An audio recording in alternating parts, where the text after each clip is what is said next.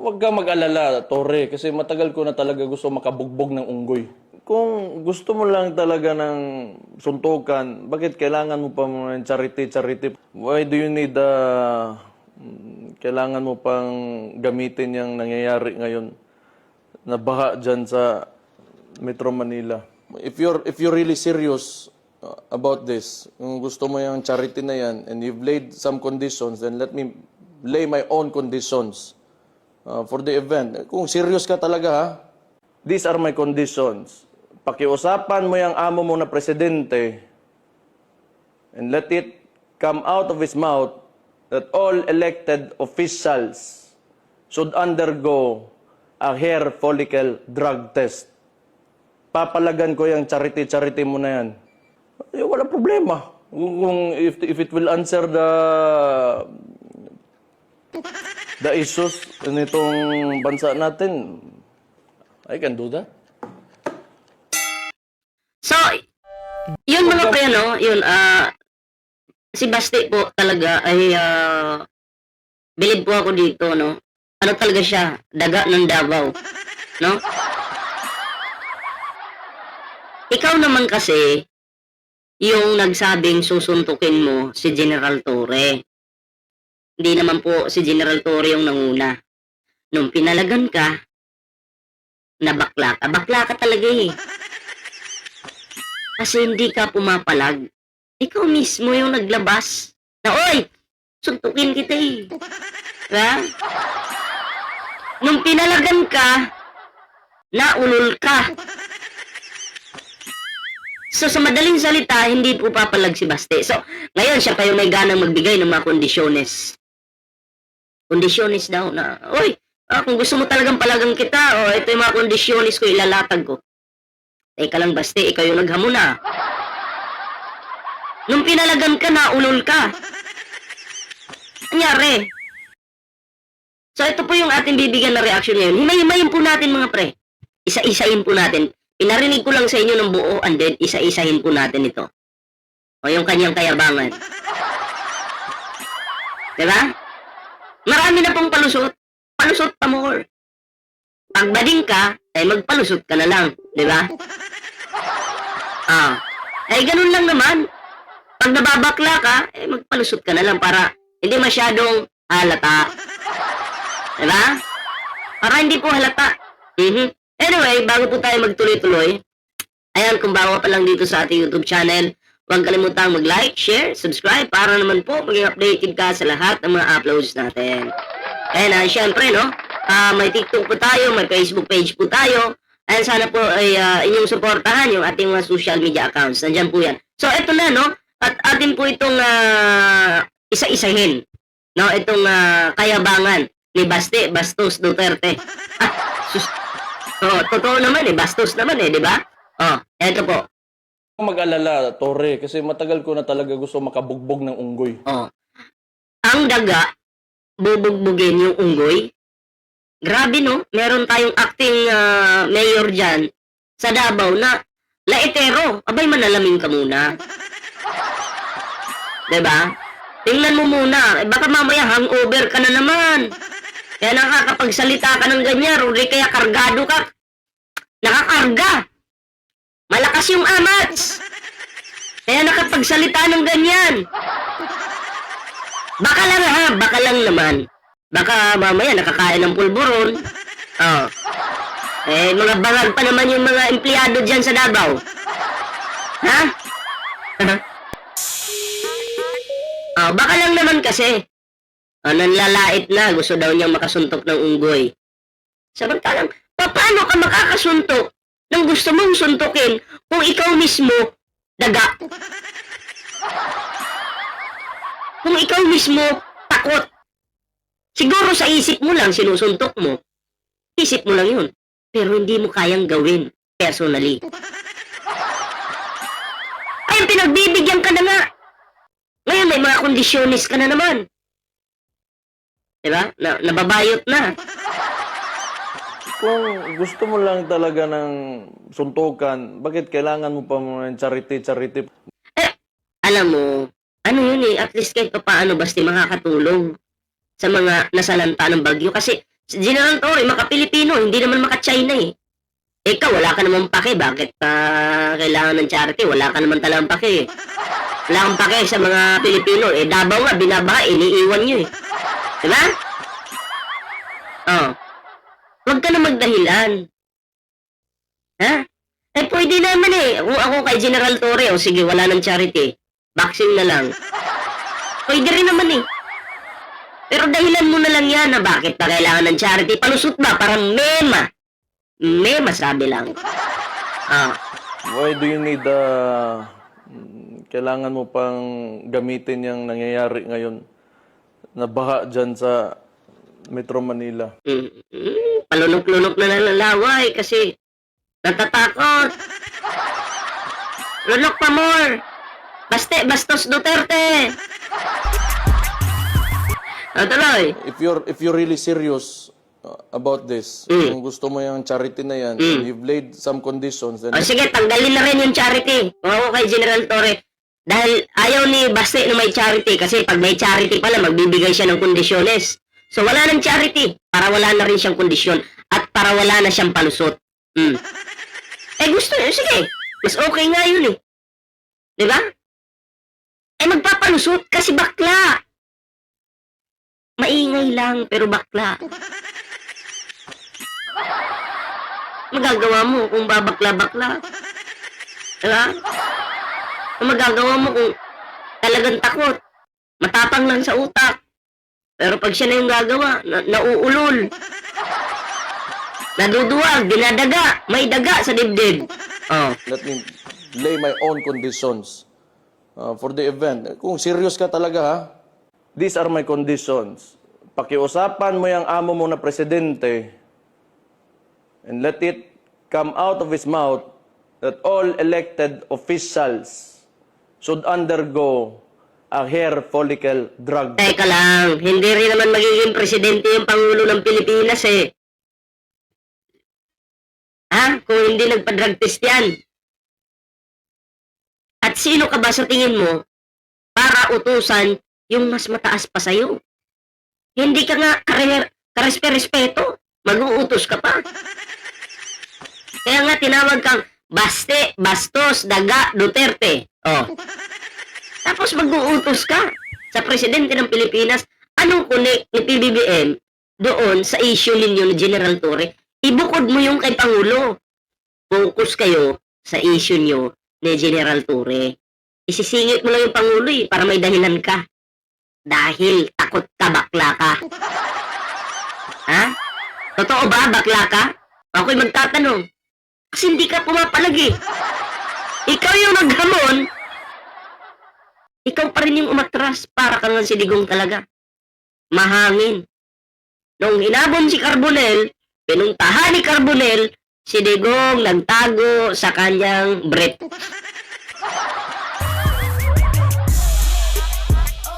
Sakit no? Test. Papalagan ko yung charity mo na yan. Eh, walang problema. Walang problema. Takot lang ako. If it will answer the issues nitong bansa natin, I can do that. Alanganin si Baste. Wala mga pre, alanganin si Baste. Takot po talaga, no? Sa totoo lang nga, Baste, I think mas matangkad pa sa'yo si General Torre. Pero, malaki yung katawan mo. Ampaw nga lang eh. Takot ka nga eh. Takot ka. Eto, pakita ko sa'yo. Yung pagpapractice ni General Torre para sa laban ninyo. Papakita ko sa'yo, ha. Lakihan ko lang pala to. Wait lang, ha. Lakihan ko lang to. Si General Torre, nagpa-practice na, ha. Sa laban ninyo. Ikaw, nasan ka? Ha? Eto. Yan.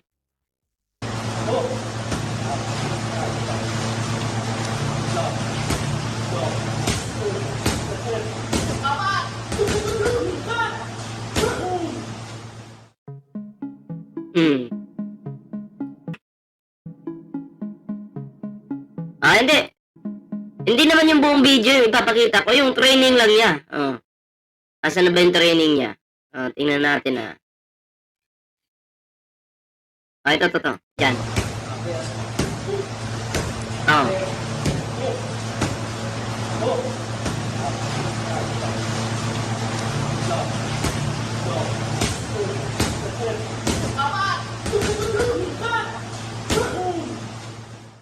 Nakita mo yung Baste? Ay, takot si Baste. Nung nakita po ni Baste yung video ni General Torre na, hoy, teka lang, seryoso pala si General maghanap ako ng dahilan. Kaya nga, ang tagal niyang makasagot kasi naghahanap pa ng palusot.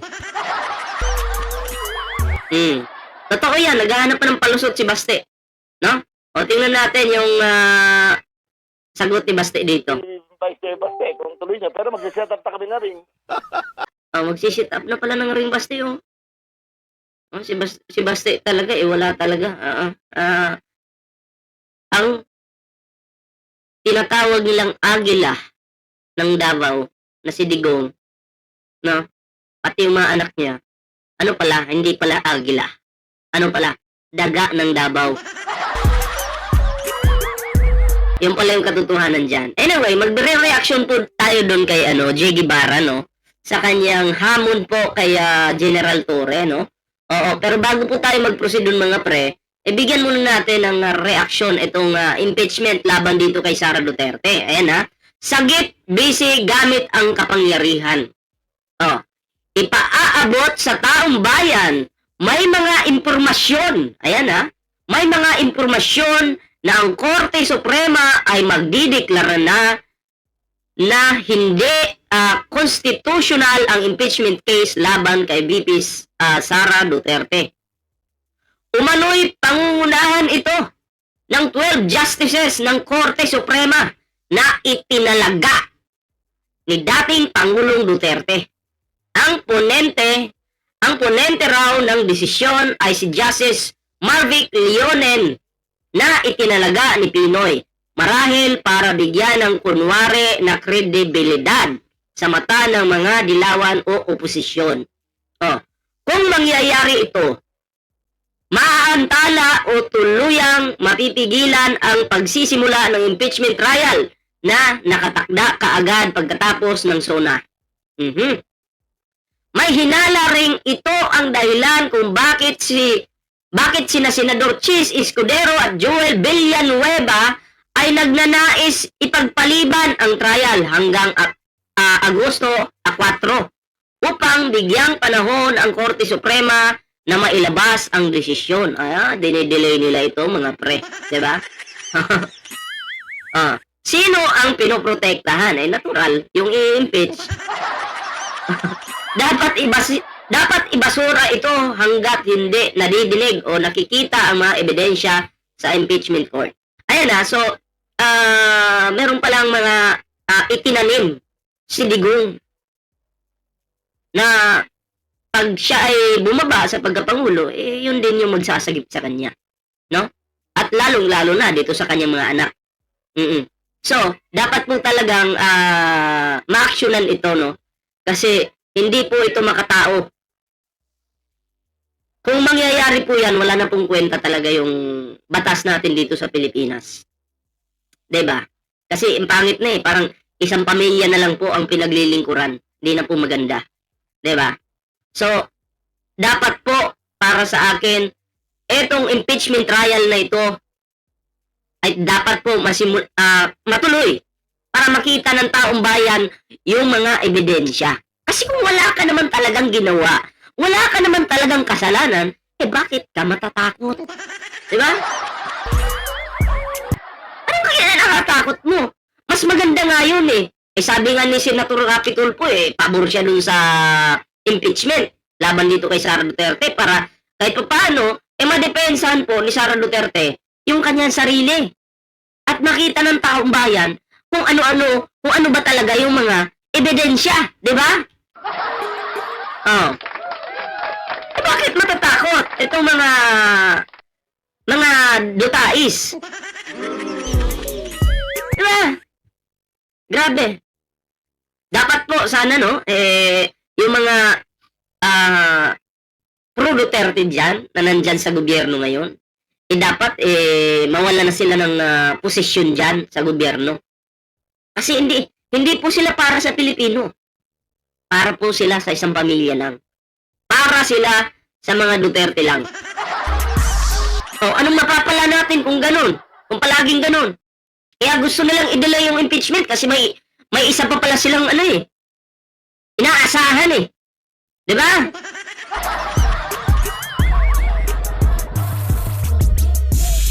Alain mo? Pangungunahan ito ng 12 justices ng Korte Suprema na itinalaga ni dating Pangulong Duterte. Oh, kaya pala, dinidelay. Diba? Alam mo, Cheese, kasalanan mo to, Cheese. Oh, kasalanan mo talaga to. Kaya pala si Pangulong Bongbong Marcos, di umano, galit sa'yo. Diba? Oo, kasi, hudas ka talaga. Yun yung problema eh, di ba? So, kailangan po talaga, ito para sa taong bayan, maging alerto po tayo. Dahil may ganito po palang pinaplano, yung kampo ng kadiliman. Kaya pala itong si Sara Duterte kampante lang, patravel-travel lang sa abroad. Walang ginagawa. Noong tinanong kung ano yung nalalaman niya sa issue dito sa Pilipinas, ang sabi niya, wala man akong alam dyan sa issue sa Pilipinas. Paano kasi? Dito araw, doon sa kanila, gabi, tulog sila doon. Parang lutang lang magsalita, di ba? Parang, naging vice president ka pa kung tatanga-tanga ka lang. Diba? So anyway, mga pre, ito na, bigyan po natin ng reaksyon itong si Jay Guevara. Ayan Wait lang, ayusin natin.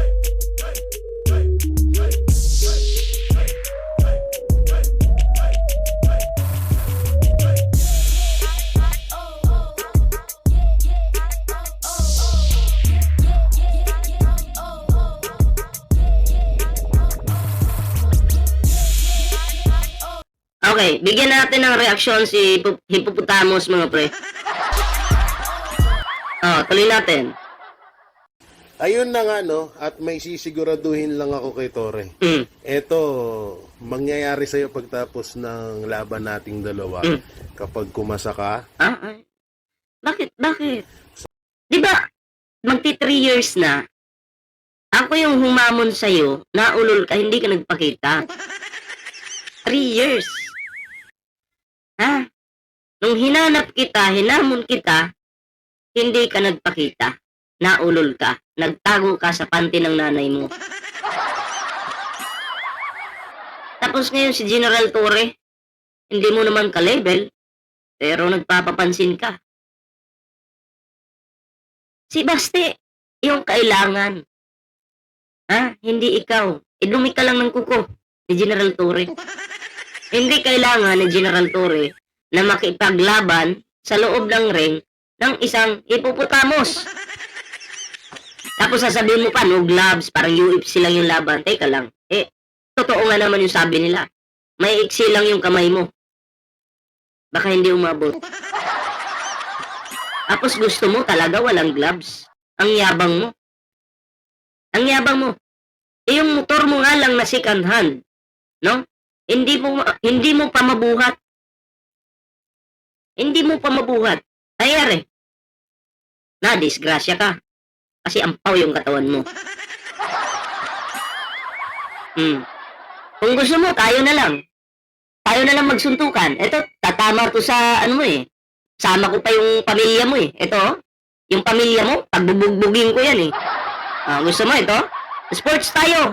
Sama-sama kayo lahat. Okay ng inan nyo. Kita mo to? Nag-practice na ako kahapon. Nag-training na rin kami ni General Torre. Baka gusto mo patama ako to sa taba. Puro ka lang ulo Wala kang utak. Sabi nga daw nila, magtawas ka daw. Sabi ni Tol Chris Ulo, magtawas ka daw.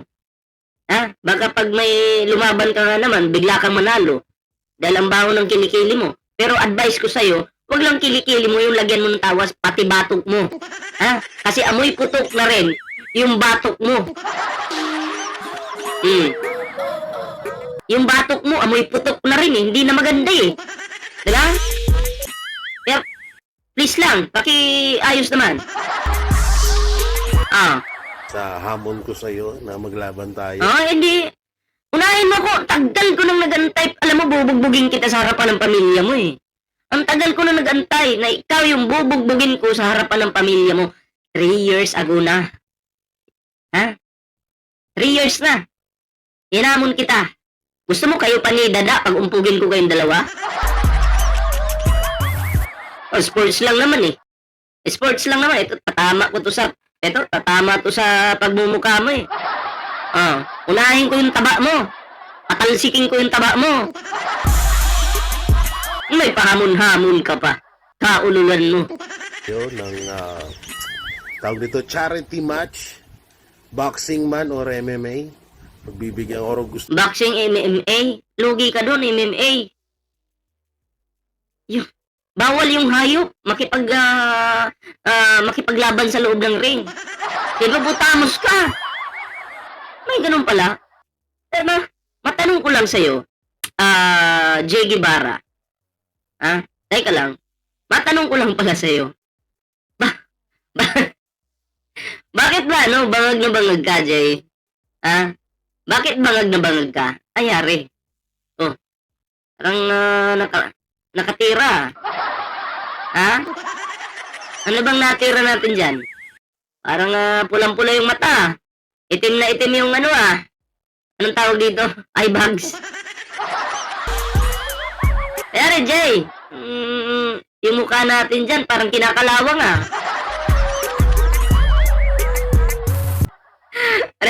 Nag-selfie ka pa kasi. Alam mo yung yung wala siyang tulog, bangag na bangag.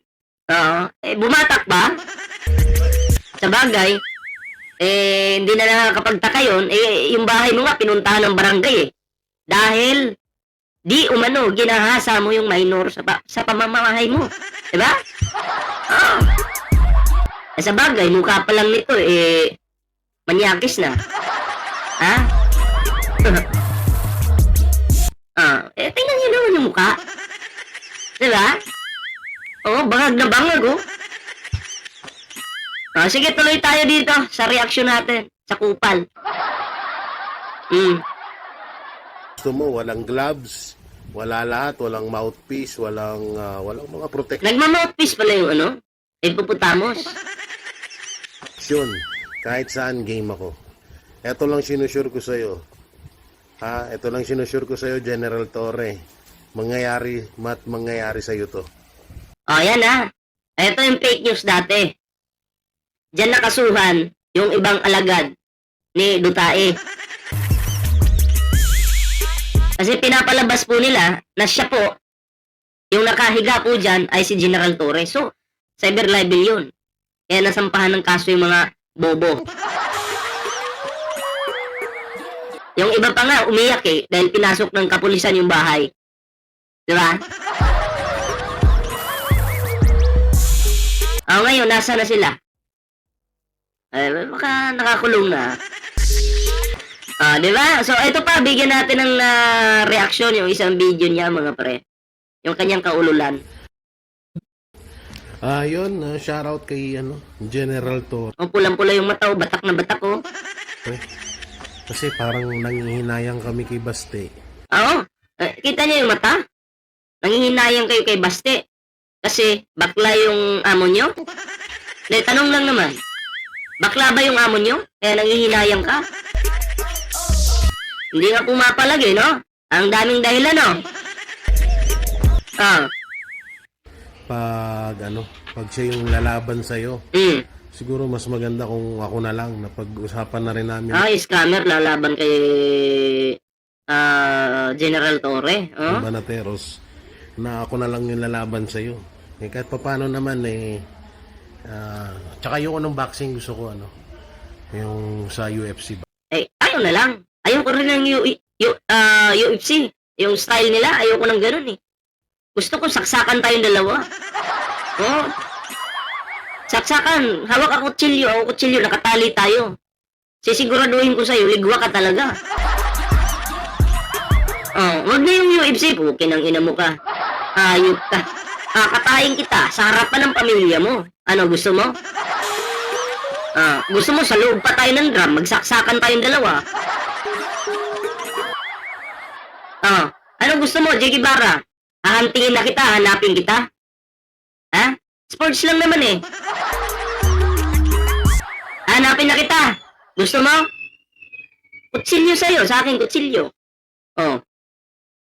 Tingnan natin. Sige, wag na, General Torre. Tangina, hindi mo ka-level yan. Oh.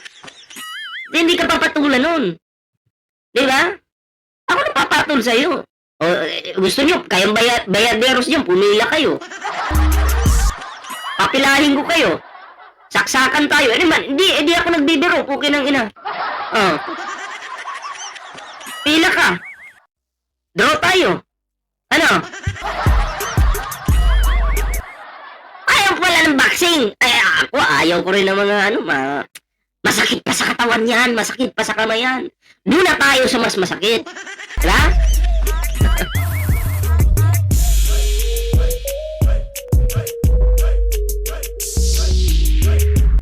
Diba? Doon na tayo. Kung magpapasakitan lang din naman, doon na sa mas maganda. Para mas maganda. Para mas mababasag ko yung mukha mo. General Torre, shout out. General Nicolas. Ayan Ang sabi niya, babasagin daw po yung mukha ni General Torre ha. General Torre, shout out. General Nicolas. Nicolas, ano ba yan? Nakalimutan ko pangalan mo. Tanga. Nicolas na nga eh. Si Paing, alam mo, adi ka yata eh. Namumula yung mata eh, no? Sinabi na nga niya yung pangalan eh. Magtatanong pa kung anong pangalan. Naku, tirahin kita dyan. Okay ng ina mo ka. Basta yung kay Nicolas Torre. General yan. Tayo na lang dalawa maglaban. Wag na si Basti. Hindi mo ka-match yun. O hindi ka match kasi hindi pumapalag. Nababayot, no? Hindi ka match kasi natatakot si Basti. Nagbigay na si Basti ng mensahe. Hindi daw siya papalag kasi takot daw siya. Ha? Dami niyo pang dahilan, dami niyo pang pautot. Anyway, ito naman, bigyan natin ito ng reaction mga pre. Itong kayabangan po ni Bayad Bay. Eto. Bigyan po natin ito ng reaction.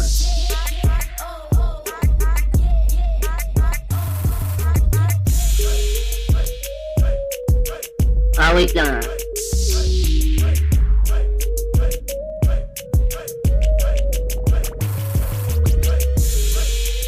Okay. Yun, 12 rounds. Pero sir, ang tanong natin dyan, ito tanong ko lang naman, aabot ba kayo ng 12 rounds? Yun nga yung tanong eh. Si, General Torre, nagsabi na gusto niya ng 12 rounds. Pero si Basti, ano ginawa niya? Nagbigay ng dahilan para hindi matuloy yung laban. Hindi nga umabot si Basti doon sa venue. 12 rounds pa kaya? Di pa nga umabot si Basti doon sa ring? 12 rounds pa kaya? Kung ako yung tanungin mo, ganito na lang. Kung ako sa'yo, Bayad Bay, ang tanungin mo, si Basti. Basti, aabot ka ba doon? Sa mismong araw at oras ng laban? Sasagutin ka ni Basti, hindi. Wag bang tanungin si General Torre? Si Basti, yung tanungin mo kung aabot ba dun sa ring. Wag na si wag na si General Torre. General Torre, nag-training na. Si Basti, nagpapalaki lang ng itlog. Wala kang aasahan kay Basti. Ang meron sa inyo ngayon, puro kahambugan. Sabi nga nung isang post na nakita ko, unang round pa lang, tapos na, di na kaya. Second round, di na kaya. Paano matatapos kung unang round pa lang? Si Basti nga yung umatras na. Si Basti nga yung nagdahilan na ayaw niya. Kasi natatakot siya. Baka daw pumangit yung mukha niya pag tinamaan ng suntok. Tapos ganyan yung mga adik no? Katulad ni Bayad Bay, nag-i-imagine na agad. Lakas ng tama. Samantalang yung amo nila yung umatras. 12 rounds pa kaya? Sa tingin ninyo, fearless forecast. O sige, pagpalagay natin 1 round lang yung kaya ni General Torre. Pero tingnan mo si Basti ngayon. Kahit 1 round ayaw niya. O sino yung mas nandun sa tuktok? Sabi ko sa inyo duwag yan si Basti. Hindi yan magpapakita. Diba? Takot po yan. Puro lang hangin yan. Wala po kayong aasahan dan, kundi puro yabang. Hanggang anong ilang rounds lang ito si Torre? Kung ilalaban kay Basti. Hindi ako, sana talaga. Ito, I mean, maaring nakakatawa ho ito, pero sabi ko nga, grabe, no? Si Torre mapagpatul din talaga eh. Wala din eh. Hindi, pero alam mo, Torre, hinamon ka ni Jay Guevara, kayo nalang dalawa daw. Ay, bakit si Jay Guevara yung sinisingit mo? Ako nga noon, hinamon ko na yan. Hindi suntukan, hindi kung ano, saksakan. Kutsilyo ko, kutsilyo mo, saksakan. Gusto mo pumila ka, ikaw isama kita. Gilitan tayo sa liig. Gusto mo isama kita, gilitan kita sa liig. Sports tayo. May camera. Sa luneta tayo. Ano?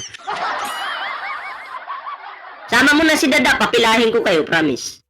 Wag na yung mga suntukan. Matagal na proseso yan eh. Eto, 30 seconds lang, may mangingisay na. Luneta tayo. Sama, unahin kita, Bayad Bay. Ikaw mauna, gusto mo. Puntahan kita sa luneta. Doon tayo magkita. Sports tayo.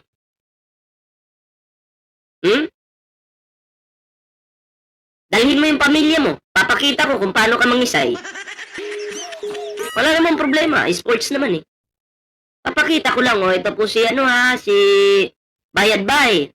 Tinamaan sa leeg. Nangisa yung tanga. At least sports, 'di ba? Tatalian natin yung katawan natin para hindi na mabilisan na. 'Di ba? Parang si Pinuno at Dalisay. Ganun-ganun sila sa ang probinsyano. Asus, dami niyo pang Sino mas gusto ninyo? Si Basti o si Jay Guevara na lang pumatol dito kay Torre? Kayo, magsama-sama kayong lahat. Pila lang, isa-isa lang. Isa-isa lang pwede. Papilahin ko kayo. Ha? Huwag yung 4 versus 1. Ay, lugi tayo dyan. Unahin kita, Bayad Bay. Unahin na lang kita. Pila kayo sa akin. Bibiyahe agad ako. Papuntang Gusto mo, bukas na agad eh. Siyempre, boss nyo yan si Basti, pahulin nyo. Pag nakasurvive ako, si Basti ang huling makakalaban ko. Baka gusto mo, wawakasan ko na yung buhay mo dito sa mundong ito. Sa pamamagitan ng larong, gusto natin 2, nating 3, nating 4. Ano sa tingin mo? Okay lang ba? Ako, okay sa akin. Sabi ko nga sa inyo, walang problema sa akin. Magdadala ako ng tali doon. Tapos yung gagamitin nating mga sa sports. Kupal ka, sipain kita sa mukha eh. Puro kayo kaululan. Diba? Anyway, hindi ko napabahin yung ating video. Mga bakla naman yung mga yan. Hindi naman papalag yan, mga ulol yan. Bago po tayo magtapos sa ating video ngayon, kung bago pa lang dito sa ating YouTube channel, huwag kalimutan mag-like, share, and subscribe para naman po maging updated ka sa lahat ng mga uploads natin. At syempre mga pre, meron po tayong TikTok dyan, meron po tayong Facebook, Ballpoint Man 2.0, and sana po ay inyong suportahan yung ating mga social media accounts. Maraming salamat po sa inyo mga pre. So yan ako magpapaalam muna, pansamantala, kita-kits po tayo sa susunod na video. Ingat po kayo lahat.